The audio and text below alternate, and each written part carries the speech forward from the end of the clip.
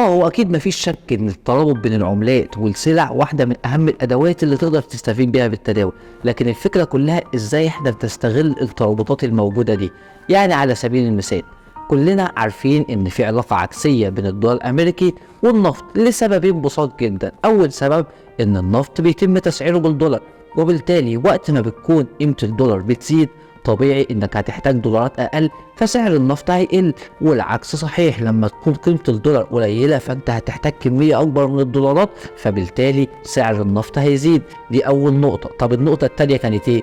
النقطة التانية كانت ان الولايات المتحدة الامريكية من اكبر المستوردين للنفط بشكل كبير جدا، وبالتالي كان عندنا علاقة عكسية. كان دايما يقول لك الدولار بيرتفع اذا بيع النفط، الدولار بينخفض اذا نشتري النفط. لكن اللي ناس كتير ما تعرفوش ونتيجة عدم المتابعة ان العلاقة دي اتغيرت بشكل كبير جدا من 2011. ليه بقى؟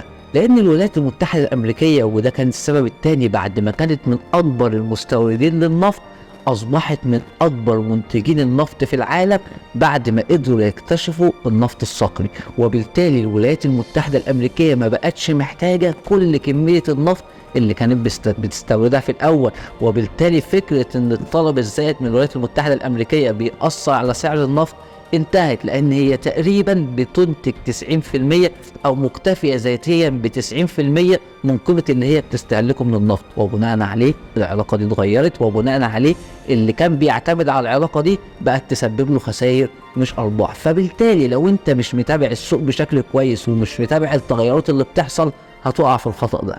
لكن لو انت بتقدر تستغل الترابطات دي بشكل قوي هتسبب لك الكتير جدا من الارباح.